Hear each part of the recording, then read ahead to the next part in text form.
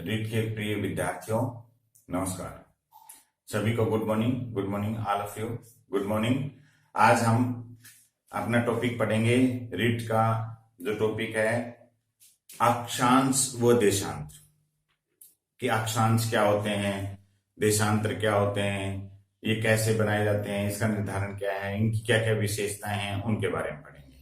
ये बहुत important topic है। इसमें से एक या दो प्रश्न अवश्य आता है। तो देखो, चलो हम चलते हैं अपने सिलेबस के अनुसार। अक्षांश व देशांतर। तो सबसे पहले प्रश्न उठता है कि अक्षांश क्या होते हैं, अक्षांश क्या होते हैं। तो देखो, धरातल पर यानी पृथ्वी के ऊपर, धरातल पर का अर्थ है पृथ्वी के ऊपर जो भूमध्य रेखा खींची जाती है, भूमध्य रेखा के उत्तर में या दक्षिण में, या तो उसके उत्तर में या दक्षिण में स्थित किसी भी बिंदु, यानी कोई भी बिंदु है, कोई भी स्थान हो सकता है, कोई भी बिंदु हो सकता है, कि पृथ्वी के केंद्र से, किससे, पृथ्वी के केंद्र से मापी गई कोणीय दूरी, ये इंपॉर्टेंट है, कोणीय दूरी है। अब देखो, इसको समझो, परिभाषा की तरफ ज्यादा नहीं जाना, समझना अपने को। ये कह रहा है ये ग्लोब है, यानी पृथ्वी, अपनी पृथ्वी क्या है, पृथ्वी के केंद्र में, ये केंद्र है पृथ्वी का, बिल्कुल केंद्र, सेंटर पॉइंट, और ये अक्षांश रेखा है। तो ये जो अपनी भूमध्य रेखा है, ये भूमध्य रेखा है और ये इसका केंद्र है, ये इसका केंद्र है। तो देखो, कह रहा है धरातल पर यानी पृथ्वी के सरफेस के ऊपर, पृथ्वी के भूमध्य रेखा के उत्तर में, ये तो क्षेत्र क्या हो गया, उत्तर, और ये क्षेत्र क्या हो गया, दक्षिण। उत्तर और या दक्षिण में स्थित किसी भी बिंदु मान लो, कोई ये बिंदु मान लो, यहां पर ये बिंदु मान लो, यहां पर ये बिंदु मान लो, यहां पर कोई भी बिंदु, यहां भी कोई भी बिंदु मान लो। इन बिंदु के पृथ्वी के केंद्र से मापी गई कोणीय दूरी।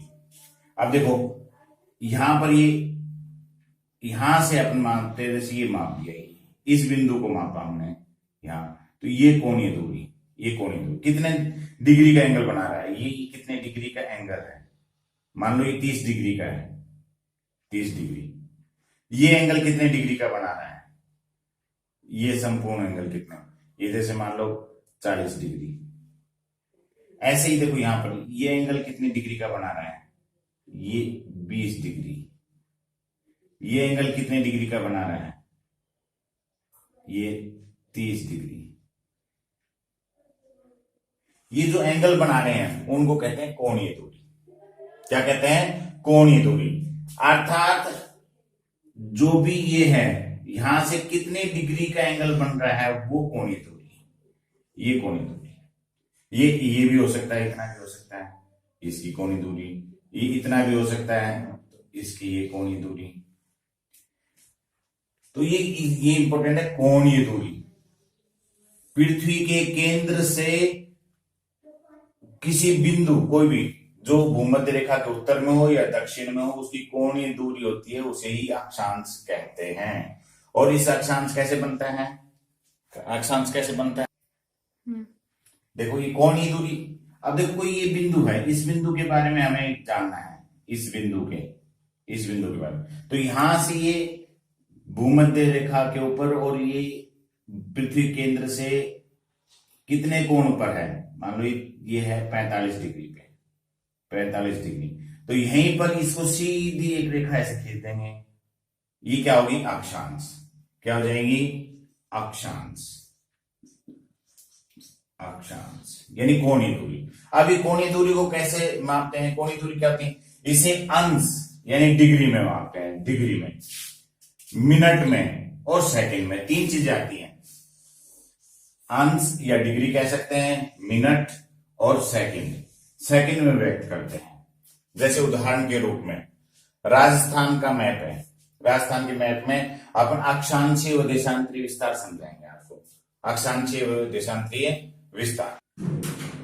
अब देखो, अक्षांशीय देशांतरीय विस्तार, राजस्थान का जो अक्षांशीय विस्तार है, देखो यहां से ये है 23 डिग्री 3 मिनट।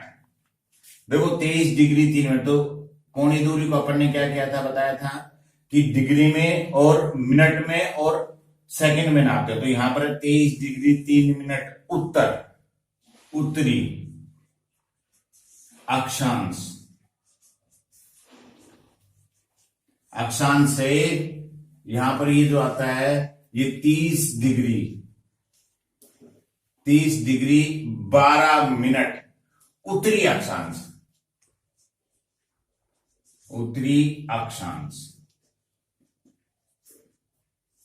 तक स्थित है। तो ये मैंने बताया इसमें क्या है, डिग्री में या जो अंश में भी नापते हैं, मिनट में भी और सेकंड में भी। तो ये तो हमने। अब देखो आता है कि अक्षांशों की संख्या कितनी होती है। तो अक्षांश एक क्या है, बड़ी रेखाएं हैं, यानी क्षैतिज रेखाएं होती हैं। अक्षांश क्या है, अक्षांश क्या होती है, क्षैतिज का मतलब ये इस तरह से जो रेखाएं होती हैं, ये रेखाएं होती हैं, ये क्षैतिज होती हैं। यानी कहने का अर्थ है पड़ी हुई, लेटी हुई, जो ग्लोब पर लेटी हुई रेखाएं होती हैं, उसको हम क्या कहते हैं, अक्षांश कहते हैं। अब ये कहते हैं कि अक्षांशों की संख्या कितनी है। तो देखो अक्षांशों की जो संख्या है, एक डिग्री के आधार पे अपन अक्षांश निर्धारित करते हैं। तो अक्षांशों की संख्या, ये जो भूमध्य रेखा है, ये तो भूमध्य रेखा तो भूमध्य रेखा से और यहां तक, भूमध्य रेखा से यहां तक क्या होगी, 90 अक्षांश हो गए। ऐसे भूमध्य रेखा से यहां तक ध्रुवों तक ये 90। तो देखो टोटल अक्षांश उत्तर में 90, दक्षिण में 90 और एक भूमध्य रेखा, तो टोटल होगी 181। तो ये क्वेश्चन आए कि अक्षांशों की संख्या कितनी होती है। तो अक्षांशों की संख्या 181 होती है। कितनी होती है, 181। कैसे, यहां भूमध्य रेखा से 1 2 3 ऐसे 23 24 25 ये 66 67 68 ऐसे करके 90 अक्षांश है। तो उत्तर में 90, दक्षिण में 90, तो 90 उत्तर में, दक्षिण में 90 और एक ये भूमध्य रेखा, ये जो भूमध्य रेखा, ये भूमध्य रेखा। तो कितनी होगी टोटल अक्षांश, 181। अब ये प्रश्न आता है कि अक्षांश वृत्तों, देखो यहां पर ये आया है व्रत, ये शब्द आया है व्रत। वहां पर तो हमने देखा अक्षांश कितने होते हैं। अब ये कहता है अक्षांश वृत्तों की संख्या। व्रत का अर्थ देखो, ये देखो ग्लोब, ये देखो ग्लोब में जो ये रेखाएं हैं, ये जो रेखाएं हैं, ये व्रत पूरा जो गोल गोल खींच देते हैं, ये क्या कहलाता है, व्रत कहलाता है। ये पूरा क्या कहलाता है, व्रत। यानी इन व्रतों की संख्या क्या है, व्रतों की संख्या। तो व्रतों की संख्या बताएंगे। देखो ये पृथ्वी, इसके बीच में से भूमध्य रेखा, ये भूमध्य रेखा,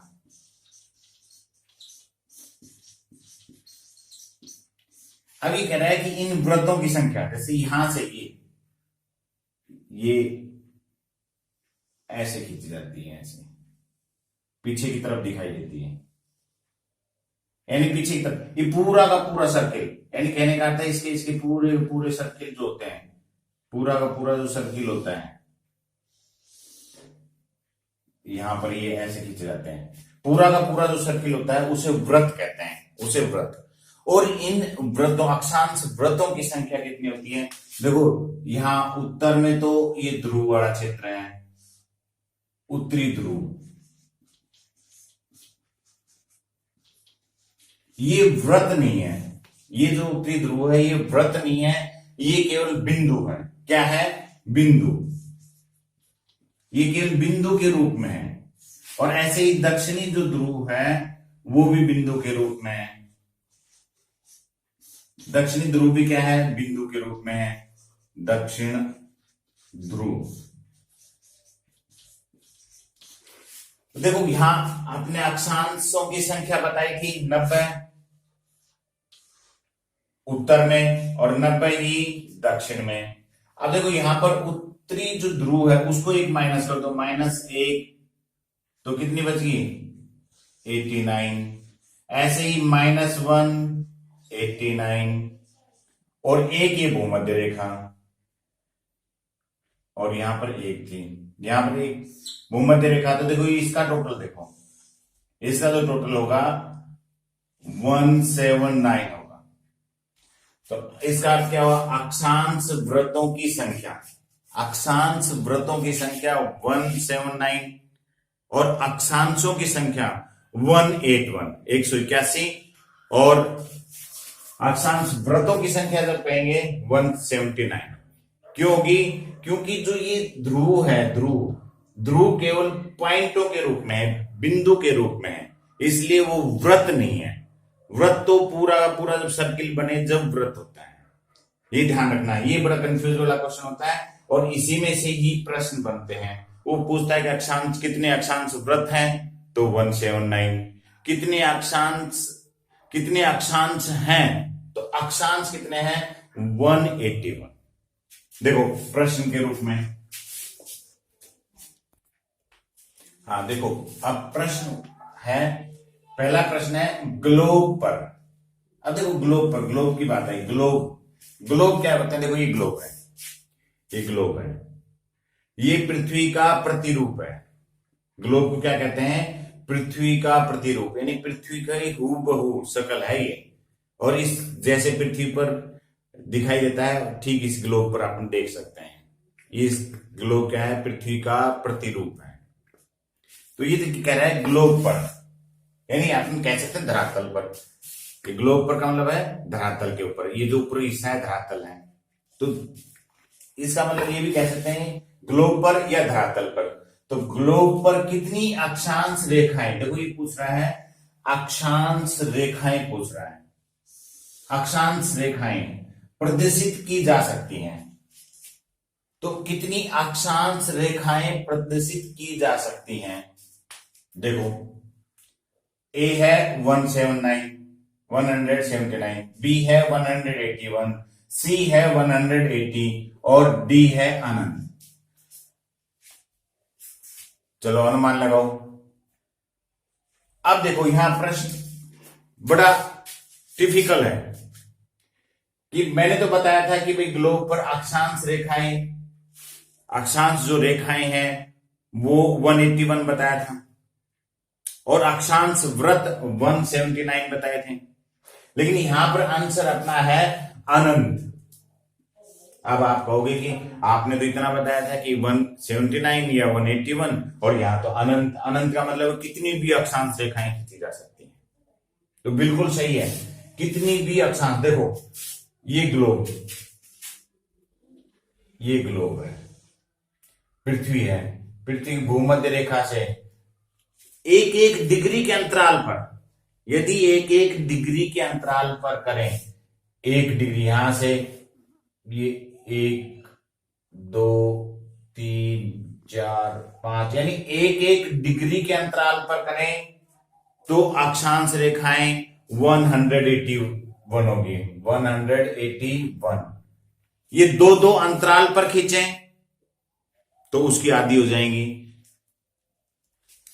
ठीक है, तो अब ये अपना प्रश्न यही उठता है अपना कि ग्लोब पर कितनी अक्षांश रेखाएं प्रदर्शित की जा सकती हैं, तो अनंत की जा सकती हैं, जिसकी कोई सीमा नहीं है। वो हमें देखना पड़ेगा कितने अंतराल पर, 1 डिग्री के अंतराल पर कर रहे हैं या 1/2 डिग्री अंतराल पर कर रहे हैं, 1/4 डिग्री अंतराल पर कर रहे हैं या 1.1 डिग्री अंतराल पर कर रहे हैं, तो अनंत हो सकती हैं। क्या हो सकती हैं, अनंत। यही आता है प्रश्न दूसरा, 1 डिग्री अंतराल। देखो क्या मैंने बताया है, 1 डिग्री अंतराल के आधार पर अक्षांश व्रतों, अब देखो रेखाओं की बात नहीं है, अक्षांश व्रतों की बात हो रही है। व्रतों, अक्षांश व्रतों जो सर्किल होते हैं, उस व्रत की बात कह रहा हूं। संख्या है कितनी है 181 179, 90, 360। देखो इसका आंसर क्या है, उसका तो आंसर अनंत है, इसका आंसर है 179। इसका आंसर क्या है 179। यानी एक एक अंतराल पर अपन व्रत खींचेंगे यानी अक्षांश व्रत जो होते हैं वो टोटल होते हैं 179। और अक्षांश कितने अक्षांश होते हैं वो 181। और कितनी खींची जा सकती हैं, अब देखो यहीं पर इससे पहले वाला प्रश्न था उसमें अनंत नहीं आता, मान लो ऑप्शन में अनंत नहीं आता तो ग्लोब पर कितनी अक्षांश रेखाएं प्रदर्शित की जा सकती हैं, तो यहां पर अक्षांश रेखाएं कितनी आ जाती है 181। लेकिन अनंत है तो यहां पर अनंत आएगी। अब देखो प्रश्न तीसरा इसी पे, देखो प्रश्न की प्रकृति के आधार पे आपने कौन सा देना है। अब प्रश्न तीसरा देखो यहां है, कुल अक्षांश हैं, मैंने पूछा है कुल अक्षांश हैं, तो देखो कितना है, ए में 90, बी में 180, सी में 181, डी में 179। देखो बताओ क्या होगा इसका आंसर। इसका आंसर यानी कुल अक्षांश पूछ रहा है, अक्षांश, तो क्या हो जाएगा 181, ये अपना सी ऑप्शन 181 हो जाएगा। अब यहां अक्षांश व्रत की बात नहीं है, अक्षांश पूछे हैं तो अक्षांश टोटल कितने होते हैं 181। अक्षांश व्रत पूछे तो कितने हो जाएंगे 179।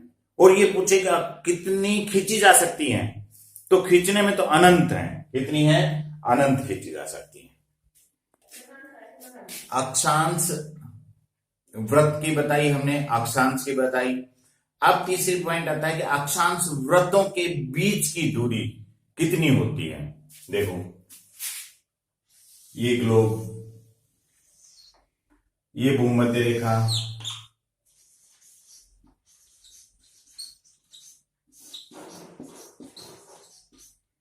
यानी यहां अक्षांश खींचे जाते हैं, जैसे ये है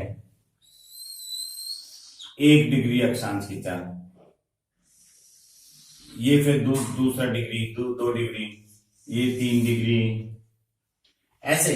तो ये कहने का अर्थ है कि इन अक्षांशों के मध्य दूरी, ये जो दूरी है यहां से इसकी दूरी कितनी है, यहां पर ये इतनी दूरी कितनी है, तो अक्षांश व्रतों के मध्य दूरी कितनी है। देखो ये ग्लोब पर देखो, ये है भूमध्य रेखा, ये क्या है भूमध्य रेखा, क्या है भूमध्य रेखा। अब भूमध्य रेखा से थोड़ा ऊपर 1 डिग्री ये कर देते हैं, ये मान लो ये डिग्री है, तो इनके बीच की दूरी, इनके बीच की दूरी कितनी है, वो है अक्षांश व्रतों के बीच की दूरी। तो अक्षांश व्रतों के बीच की दूरी देखो, भूमध्य रेखा पर तो होती है 110.6 किलोमीटर। भूमध्य रेखा पर तो इसकी जो दूरी है 1 डिग्री अक्षांश के बीच की दूरी है 110.6 किलोमीटर। लेकिन जैसे जैसे ध्रुवों की ओर जाते हैं, जैसे जैसे दक्षिण ध्रुवों की ओर जाते हैं, उत्तरी ध्रुवों की ओर जाते हैं, इनकी दूरी बढ़ती जाती है, इनकी दूरियां क्या है बढ़ती जाती हैं। और ध्रुवों पर, लगभग ध्रुवों के पास 2 अक्षांश रेखाओं के मध्य दूरी 111.7 किलोमीटर है। यहीं पर प्रश्न बनता है कि अक्षांश रेखाओं की दूरी बढ़ती है या घटती है। तो भूमध्य रेखा से ध्रुवों की ओर, उत्तरी ध्रुव या दक्षिण ध्रुवों की ओर जाते हैं तो अक्षांश रेखाओं के मध्य जो दूरी है वो बढ़ती है। ठीक है, और यहीं पर एक प्रश्न और आता है, अब वो उल्टा है इससे। ये जो अक्षांश व्रत खींच रहे हैं, ये अक्षांश व्रत खींच रहे हैं हम, ये जो व्रत खींच रहे हैं, देखो हमने ये, अब दूसरा प्रश्न उठता है यहां पर कि जो अक्षांश व्रत है, देखो ये व्रत ऐसे कहते हैं, ऐसे इसके पीछे की ओर खिंचाते हैं।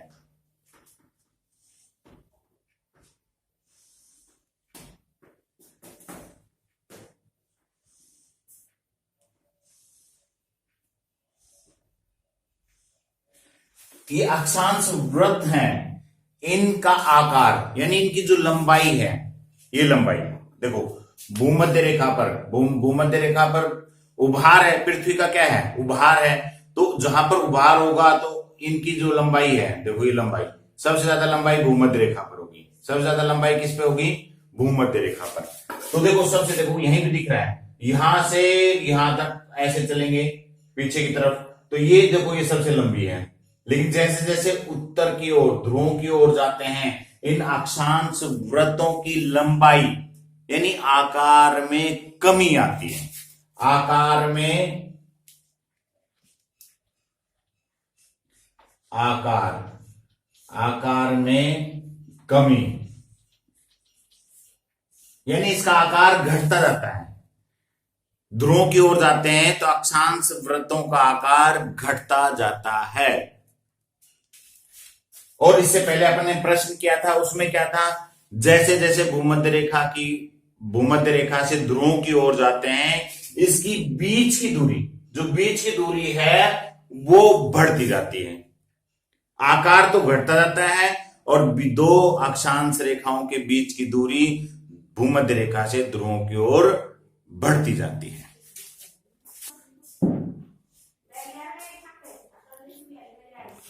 अब देखो प्रश्न उठता है, यहां पर प्रश्न आता है कि अक्षांश वृत्तों के बीच की दूरी होती है, देखो ये अक्षांश वृत्त है, ये जैसे यहां पर इससे ये दूसरा अक्षांश है, ये तीसरा अक्षांश है, तो कहने का अर्थ है कि इसके बीच की दूरी, जो इसकी दूरी, ये जो दूरी है इसके बीच की दूरी है। अक्षांश वृत्त की बात की है, यानी इसके जो पूरा गोला बनाती है, अक्षांश वृत्त के बीच की दूरी होती है, दूरी कितनी होती है, 100 किलोमीटर होती है, बी है 90 किलोमीटर, सी है 111 किलोमीटर और डी है 5 किलोमीटर। बताओ, तो देखो यहां पर अक्षांश वृत्तों के बीच की जो दूरी है, औसत दूरी तो क्या है, 111 किलोमीटर, यानी 111 किलोमीटर, 111 किलोमीटर होती है। दो अक्षांश रेखाओं के मध्य की जो दूरी होती है वो 111 किलोमीटर। प्रश्न नंबर दूसरा, भूमध्य रेखा से, यानी ये जो भूमध्य रेखा से ध्रुवों की ओर, ध्रुव, ये जो ध्रुव है, दोनों ध्रुव, यदि यहां से इस ओर जाएं और यहां से ध्रुव की ओर जाएं, ध्रुव की ओर जाने पर अक्षांश वृत्तों, ये क्या पूछ रहा, अक्षांश वृत्तों के बीच की दूरी होती है। अभी पहले मैंने बताया था कि अक्षांश वृत्तों के बीच, भूमध्य रेखा से जैसे जैसे अक्षांश जो वृत्त है ध्रुव की ओर चलते हैं तो उसकी बीच की दूरी बढ़ती जाती है, तो देखो पहला ए बढ़ती है, बी घटती है, सी कोई परिवर्तन नहीं होता, तो ये क्या है, बढ़ती है, क्योंकि यहां पर भूमध्य रेखा पर तो मैंने बताया था 110.6 किलोमीटर, और ध्रुवों पर दो अक्षांश वृत्तों के बीच की दूरी 111.7 किलोमीटर बताया, यानी बढ़ तो रही है लेकिन कम मात्रा में है, थोड़ी बहुत बढ़ रही है लेकिन बढ़ रही है। और वो बढ़ने का क्या कारण है कि पृथ्वी थोड़ी गोल है और ध्रुवों पर चपटी है, ध्रुवों पर क्या है, थोड़ी चपटी है, बिचकी हुई है, यहां से थोड़ी सी दबी हुई है, तो यहां पर उभार है और ध्रुवों पर दबी हुई है, तो उसकी दूरी थोड़ी बढ़ जाती है। प्रश्न तीसरा, भूमध्य रेखा से ध्रुवों की ओर जाने पर अक्षांश वृत्त, देखो अक्षांश वृत्त का आकार यानी उसकी लंबाई में क्या परिवर्तन होता है, अक्षांश वृत्त, तो ये अक्षांश वृत्त, देखो ये गोल, ये जो पूरा गोला आ जाता है, पूरी गोला कर लेते हैं, उसको अक्षांश वृत्त कहते हैं। क्या कहते हैं, अक्षांश वृत्त। तो ये कह रहा है कि अक्षांश वृत्तों में क्या परिवर्तन आता है, भूमध्य रेखा से ध्रुवों की ओर जाते हैं, उत्तरी ध्रुव जाएं या दक्षिणी ध्रुव जाएं, तो भूमध्य रेखा से ध्रुवों की ओर जाने पर अक्षांश वृत्तों के आकार में, उसके आकार में यानी उसकी लंबाई में क्या परिवर्तन होता है, ए है बढ़ती है, बी है घटती है, सी है कोई परिवर्तन नहीं होता। बताओ, तो देखो प्यारे विद्यार्थियों, इसमें भूमध्य रेखा से ध्रुवों की ओर जाते हैं तो अक्षांश वृत्तों के आकार में कमी आती है। जैसे देखो यही था, यहां पर ये बनाता मैं, यहां पर यहां से ये देखो भूमध्य रेखा, यहां से देखो इसकी लंबाई बड़ी है, लेकिन जैसे जैसे जाएंगे इसकी लंबाई में क्या आती, कमी आती है, यानी आकार में क्या आता है, कमी आती है। जैसे ध्रुवों की ओर जा रहे हैं, अब देखो इसके आकार में यहां पर देखो कमी आ रही है, छोटा है, और यहां पर क्या है, बड़ा है। तो भूमध्य रेखा पर अक्षांश वृत्त बड़े होते हैं, और जैसे जैसे ध्रुवों की ओर जाते हैं, ध्रुवों की ओर जाते हैं, अक्षांश वृत्तों के आकार में कमी आती है। प्यारे विद्यार्थियों, ये आपको वीडियो अच्छा लगे तो लाइक करें, सब्सक्राइब करें और शेयर करें, और बेल आइकन को प्रेस करें ताकि नोटिफिकेशन आपके पास तुरंत पहुंच जाए। धन्यवाद।